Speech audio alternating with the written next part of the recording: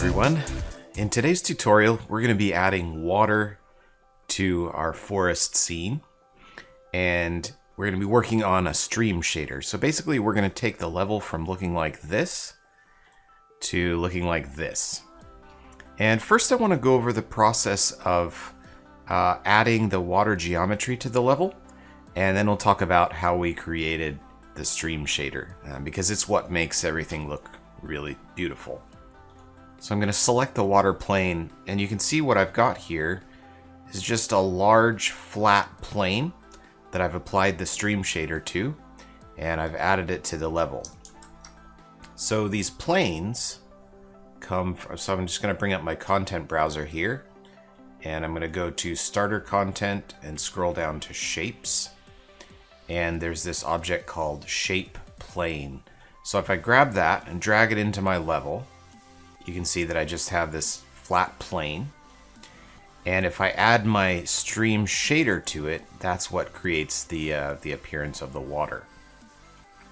So in order to add these, I just switch into scale mode, and then I can scale it and size it the correct size.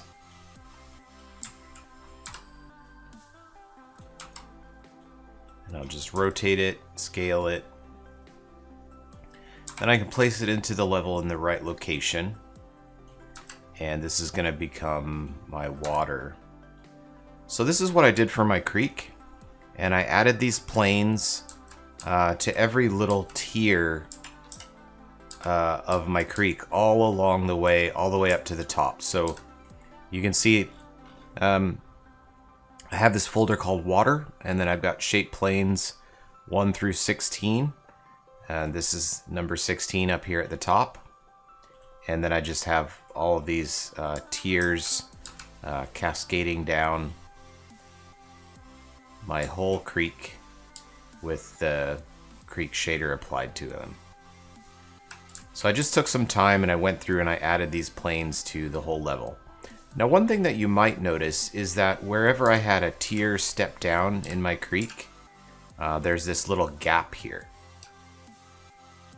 And this is something that we'll focus on in a future tutorial, how to fill in this gap, because we're going to need to create some water that kind of flows over the gap from one level of the stream to the next. But that's something that we'll focus on in a coming tutorial, not today.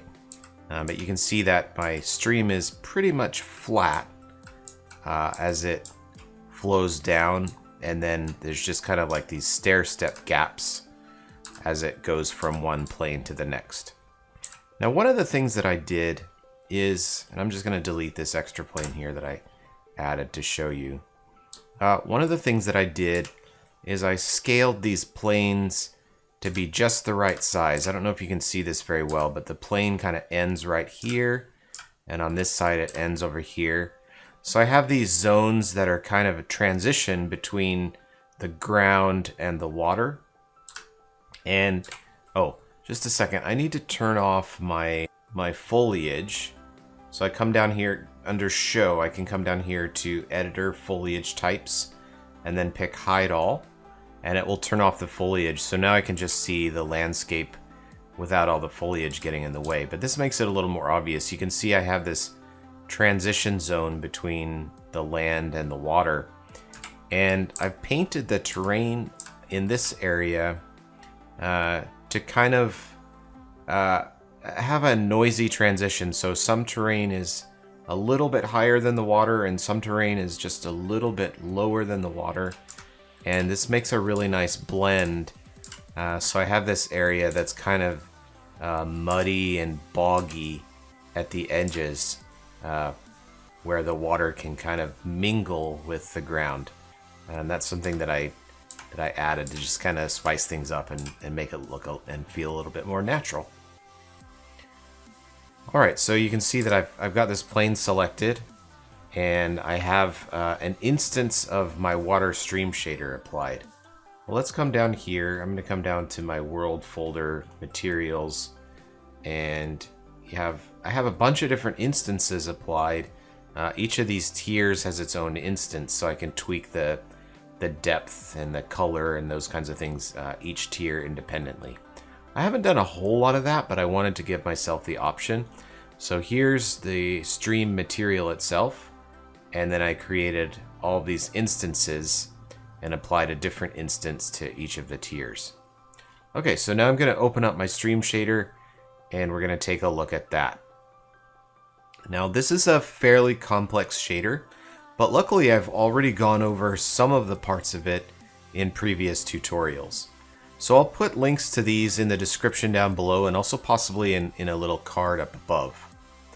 So here's the foam, and I'm not going to go over the foam today because I did in a previous tutorial, and you can see that right here in this card. So if you want to know how to do the foam, go back and check out that tutorial, and it'll help you out. So if we come back here to the scene, the foam is not going to be super obvious without the foliage in here, so I'm going to turn it on again. And you can see the foam kind of shows up at the edges of rocks and those kinds of things. Let's see if I can find a good example. Yeah, right here, right on the edge of this rock, you can see some foam. And then around the edges of the grass, there's just a little bit of subtle foam around the edges of the objects that are sticking into the water. You can kind of see it here as well.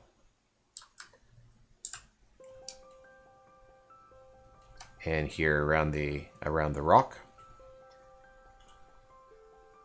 All right, here is my depth formula. And again, this is a topic that I've covered in another video, so I'm not going to go over this. But you can see how I made the depth in this tutorial right here. So click on this card if you want to see that. So here are my flow map normals, and you can see that I've got these two water ripple normal maps, and I'm using a flow map to blend between the two of them. And I'll put this texture linked in the description down below so that you can grab that if you'd like. Now, normally with a flow map technique, you paint a texture that determines the direction of flow. But in my case, I know that I only want my water to flow in one direction, and that is on the x-axis of the plane. And the x-axis corresponds to the u coordinate. So right here, I have a parameter coming in, which is flow speed. And that's the x-axis of my UVs. And then I append that with a 0. So I know that on the u coordinate, I can move my water in that speed. And I'm defaulting this one to a value of 0.5 here. So I want my water to move at negative 0.5 on the u. And I want it to move at 0 on the v. So I'm putting those two together, and those are my UVs. Now the interesting thing about what I'm trying to do with my water here, I'm just going to wire this append directly into the flow map, and I want you to watch what happens over here with my preview. So now all my water is flowing at the same speed, but if I take this multiply and wire it in, take a look at the difference that it makes here. Now what's happening is the water is flowing faster in the middle and slower on the edges. So this is what I want to talk about next. I'm creating this mask that is black on the edges, white in the middle, and then black on the other edge. And I'm multiplying it by my negative 0.5 value here, so that I can get my stream to flow fast in the middle and slow on the edges. So let's go over this mask. Here I've got my UV coordinate mask. So I take my UV coordinates, I multiply them by 1 minus, which inverts them, and then I multiply the regular UV coordinate and the inverted UV coordinate. And what this does is I'm multiplying a value of 0 to 1 by a value of 1 to 0. So in the middle, I have a value of 0.5 multiplied by a value of 0.5. That gives me 0.25 in the middle. And then on the edges, I have 0 and 0. and then I square that, and then I multiply it by some values here that I'm passing in as parameters. So for my V coordinate here, I'm multiplying this by a value of 4,000. So what I want to do right now is just show you what this mask looks like. So I pass in this value, multiply it by 4,000, and then pass it out. So I'm just going to take this edge mask value here and temporarily plug it into my base color, so in the preview we can get an idea of what this looks like. So you can see I've got black on the edges, white in the middle, and then black on the other edge. And so if I take this mask and I multiply it by our flow, I'm going to get faster flow in the middle and slower flow on the edge. Pretty cool. Alright, and for my UVs of the flow map, I start out with a regular set of UVs, but then if you look right here, I'm multiplying my UVs by the object scale. So I've got my scale X and my scale Y. And what that's going to do is it's going to scale the size of my UVs depending on how big or small I scale my plane. And that's really useful because I'm going to be placing a whole bunch of these planes in my scene, as I showed you, and I'm going to be scaling them each a different length and a different width, depending on what the stream needs at that particular segment along the stream length.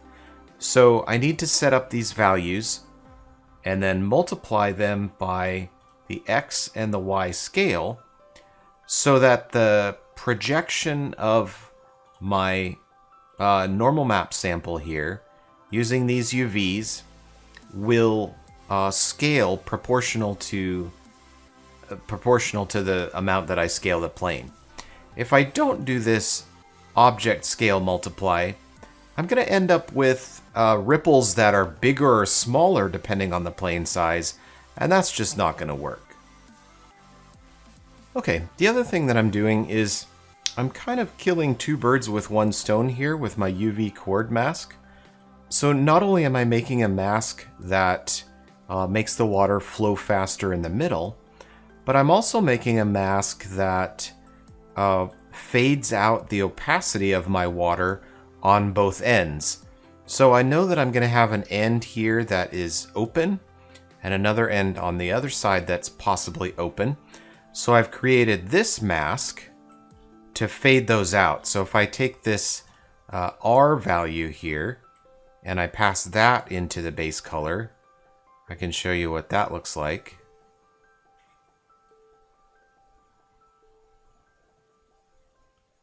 Yeah, so you can see that on the edge here, I've got a little bit of a black strip on this edge and another little black strip on this edge. It's kind of subtle, but I'm using that to fade out the plane as it comes to the end. So if we take a look here,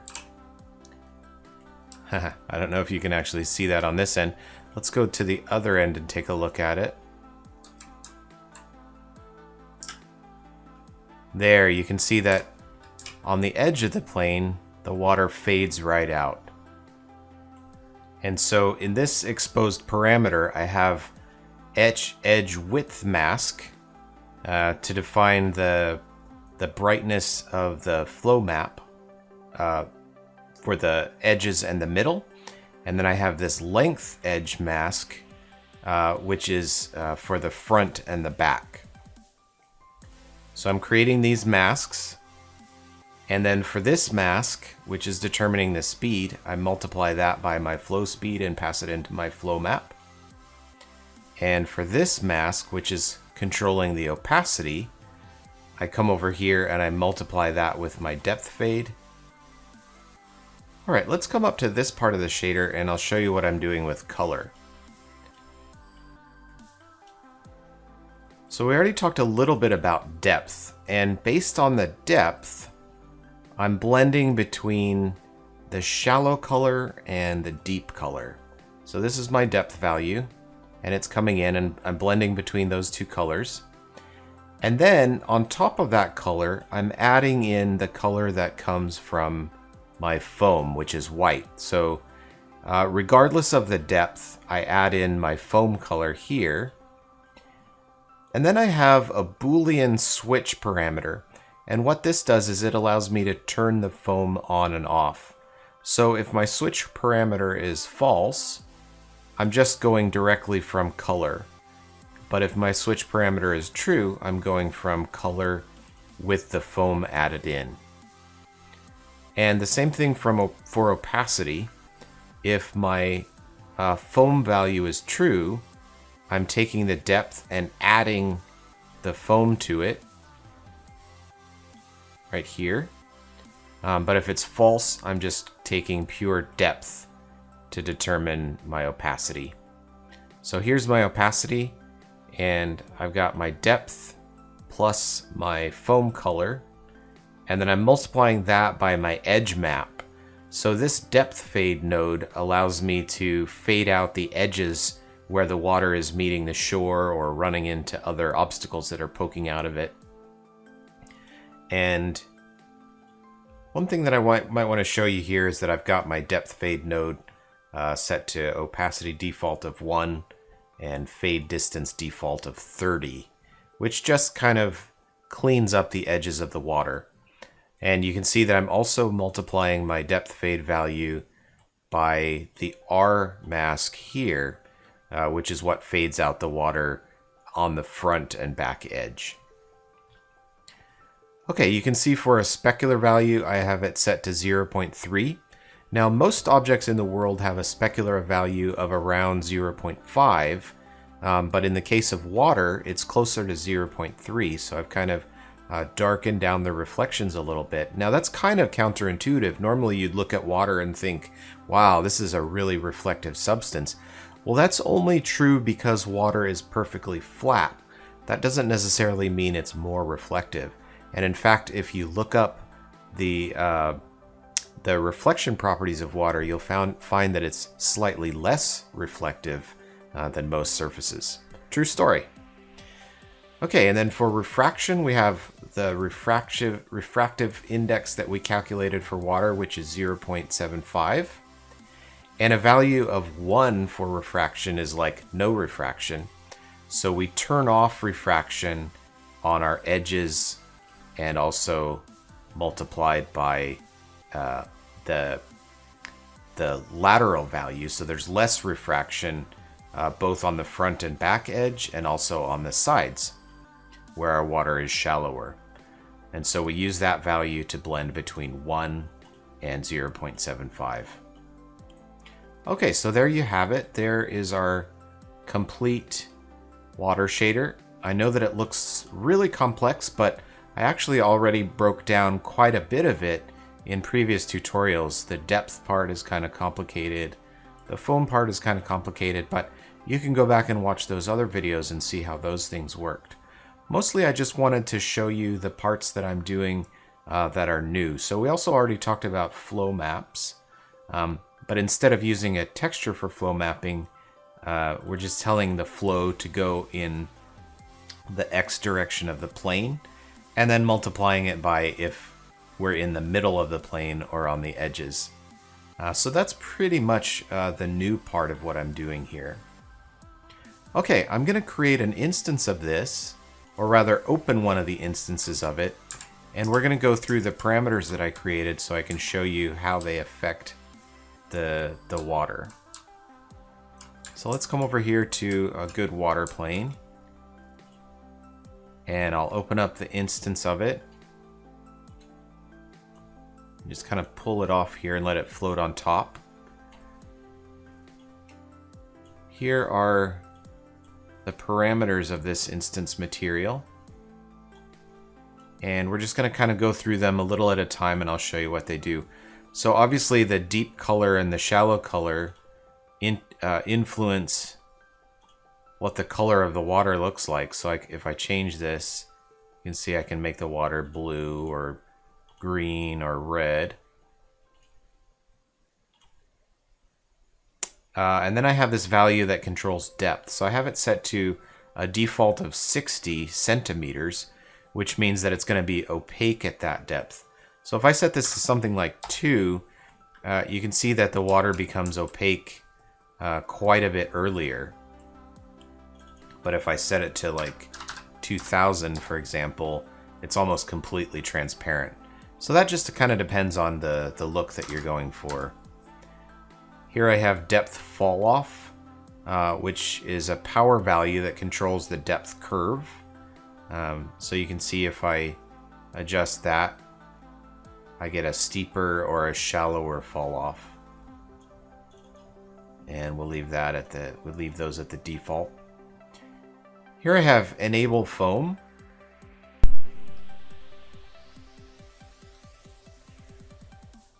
And if I toggle this switch, you can see that the shader has to recompile itself because it's a static switch.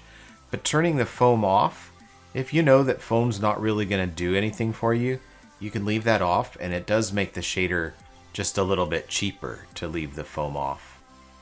And then we have foam parameters to control the scale of the foam, how fast it's moving, the depth where the foam fades in, and also the opacity of the foam.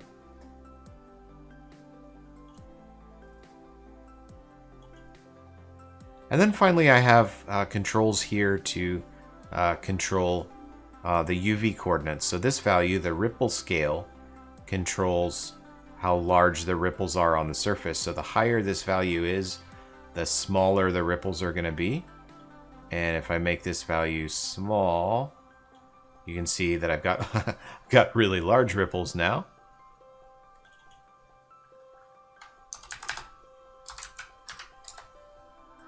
And then this value controls the flow speed. So if I type a 0 here, you can see that I don't have any flow at all. But as the value gets higher, you can see that my speed is going to be faster. And I can even go the opposite direction, so get my stream flowing in the wrong direction. Alright, here is my edge mask, and it's set to 4000 right now, but if I bring this down, in order to see this, I actually need to come over to the edge of the plane. Let me see if I can find it. It's way over here. There you go. So this plane is really long, so I've got my edge mask going all the way here. If I switch this back to 4000, you can see that, oh, that's 400. So now my opacity of my plane goes from the edge all the way up to here, and then the lower this value is, the larger that edge is going to be. You can see I can just kind of push the opacity of the edge further in toward the middle of the plane or further toward the edge of the plane. I'm just going to leave that at a default value of 4000. And then this value here controls the side-to-side edge, which controls the flow for the middle. So if I bring that down too much, then I get a darker color in the middle and I don't get much flow at all. And if I increase it, then I get mostly all of the water flowing and only the very edges staying still. So I think I'll leave that at a default value of 16 because that value works pretty well. So I can control my edge opacity, my flow speed and direction. I can control the amount of depth and opacity that I get from the depth, and I can control the color of the water. So some pretty nice little controls there, and a pretty decent looking stream shader.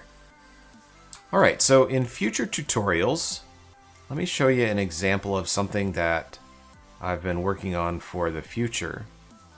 And that is, I've been adding some decals that enhance the appearance of the water.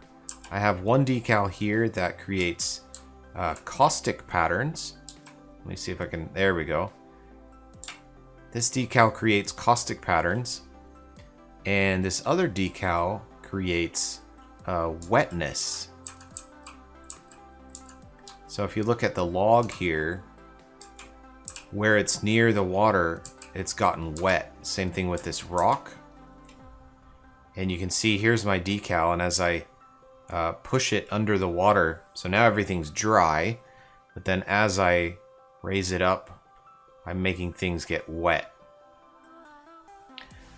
So for next week's tutorial, I can either talk more about these decals that I've created and show you how to create a caustics decal and a wetness decal, or I can talk about filling in these gaps with streaming water that shows the water kind of pouring over the edges. So let's hear it in the comments. Do you guys want to hear about the wetness and caustics decals? Or do you want to hear about filling in the gaps in the stream? Let me know down in the comments, and I'll create next week's tutorial based on what you tell me. Anyway, I hope you enjoyed this tutorial video on creating the stream shader. And if you have any questions or you need me to be more specific about anything, please let me know. I'd love to hear from you. And if you haven't subscribed to the channel yet, please do. It helps me out. And thanks for watching, and I'll see you next week.